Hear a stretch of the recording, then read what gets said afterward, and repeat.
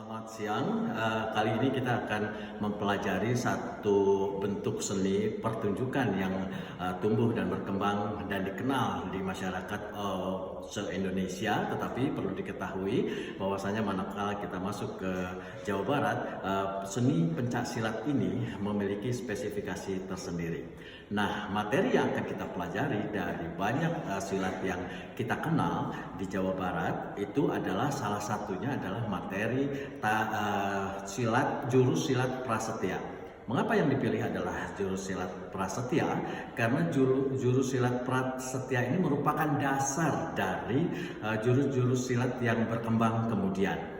Nah, jurus silat prasetya ini adalah jurus silat yang mendasar yang memang bisa kita temukan di jurus apapun, jurus silat yang kemudian kita kenal secara meluas. Mengapa namanya prasetya? Ya, prasetya itu adalah karakteristiknya atau ciri khasnya itu terdiri dari 7 jurus, di mana setiap jurus 1, 2, 3, 4, 5, 6, 7, setiap jurus itu terdiri dari 7 hitungan.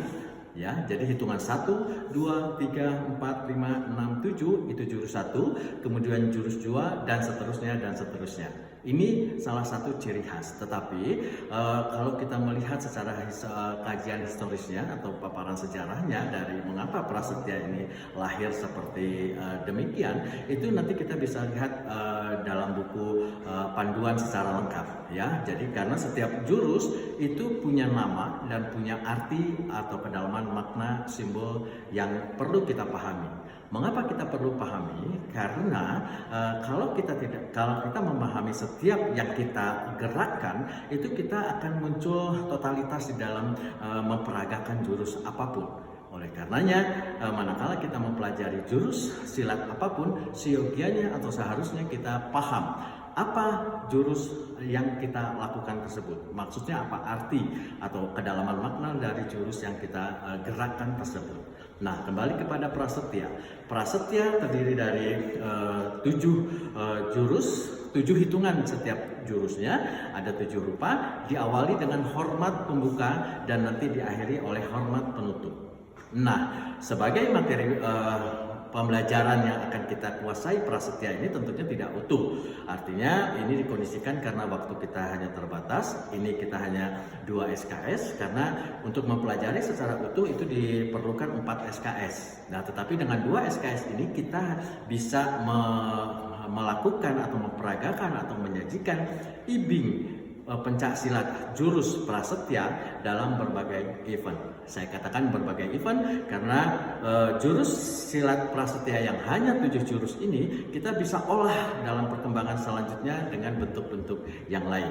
Di antaranya itu nanti kita saksikan secara lengkap peragaan jurus 1 sampai 3 yang diiringi oleh musik secara utuh. Kemudian dengan tentunya yang pertama, model yang pertama itu adalah penyajian yang pertama itu adalah dengan tangan kosong. Tetapi nanti di materi yang berikutnya, tangan kosong ini kita akan olah atau akan kita kembangkan dengan menggunakan jurus golok 1.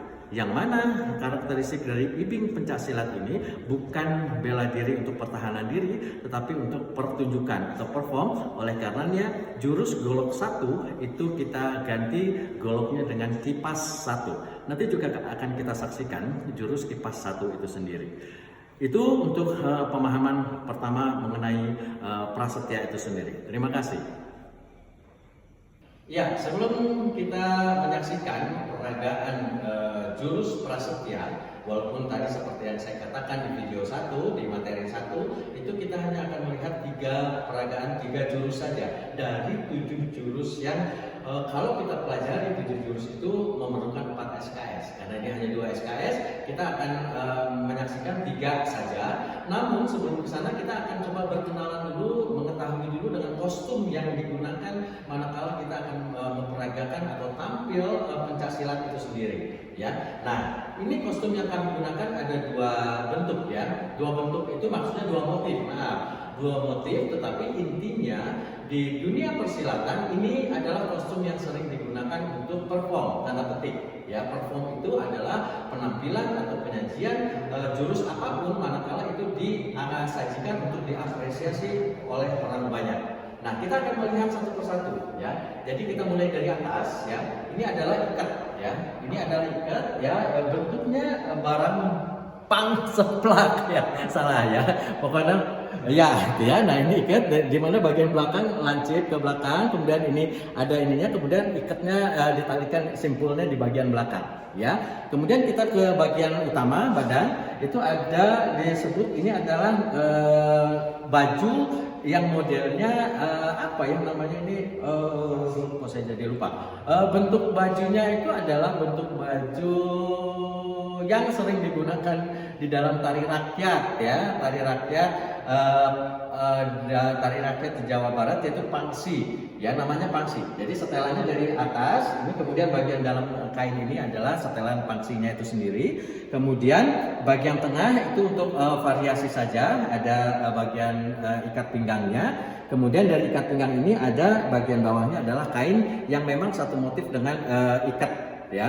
Nah, ini juga kebetulan motifnya ngambil motif yang memang digunakan di Sunda. Mungkin akan berbeda manakala kita saksikan seperti yang saya gunakan. Ya, ini bentuk lain, motif lain, dan ini dibenarkan. Manakala kita ke Sumatera juga motifnya akan seperti apa, manakala kita ke Bali motifnya akan seperti apa, kemudian manakala kita ke daerah seluruh Indonesia itu motifnya akan menyesuaikan dengan etnik daerah setempat. Itu diperbolehkan, tetapi memang bentuk secara umum adalah seperti ini penggunaannya. Nah, jadi kebetulan ini pangsi yang kita gunakan karena kita berinduk kepada IPSI, Ikatan Pencaksilat Seluruh Indonesia, itu selalu identik dengan logonya. Ya, logo di sini adalah logo IPSI, di mana dunia persilatan itu selalu dipayungi oleh IPSI itu sendiri, ya, Ikatan Pencaksilat Indonesia. Nah, ini kostum yang kita gunakan. Untuk warna itu dikondisikan atau disesuaikan. Kebetulan memang standarnya adalah hitam seluruhnya, tetapi untuk perform dibolehkan saja kalau untuk menggunakan warna selain warna hitam. Ada warna merah, ada warna kuning, ada warna hijau, atau warna apapun yang memang dianggap cocok untuk sebuah perform atau pertunjukan itu sendiri. Yang mana seperti kita ketahui kalau perform itu kan ada kelengkapan lain seperti lighting, kemudian ada latar belakang yang berbeda yang akan dikuatkan oleh warna kostum yang dipilih untuk perform itu sendiri. Nah, ini untuk penjelasan mengenai kostum. Terima kasih.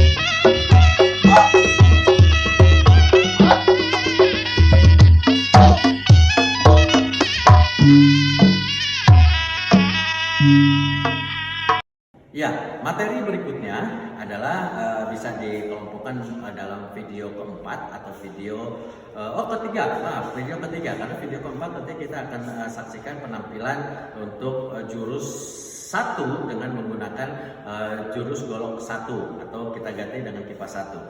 Nah, pada video ini perlu kami sampaikan bahwasanya tujuh jurus prasetya itu manakala akan digunakan untuk kepentingan perform, di mana kita mengkondisikan tampil perorangan, itu di panggung akan lebih meriah manakala jurus tangan kosong itu, prasetya tangan kosong itu kita tambahkan atau kita lengkapi dengan jurus golok satu atau jurus golok dua. Nah, yang dimaksud dengan jurus golok satu atau jurus golok dua itu adalah jurus 1, 2, 3 yang tadi kita apresiasi dalam video terpisah itu hanya ditambahkan dengan properti yaitu kipas. Jadi kipas ini berfungsi atau didasari idenya dari jurus golok satu. Nah, kipas boleh kipas satu berarti dari pengembangan dari golok satu atau kipas dua pengembangan dari jurus golok dua. Golok ini juga bisa diganti dengan properti lain. Properti lain misalnya si pecut atau pecut, kemudian atau tombak, di mana jurusnya adalah tetap jurus satu tetapi ditambah dilengkapi dengan senjata yaitu kipas satu tadi atau kipas dua, kemudian si pecut satu atau si pecut dua, atau tombak atau toya satu maupun tombak atau toya dua. Kita saksikan peragaannya sebagai berikut.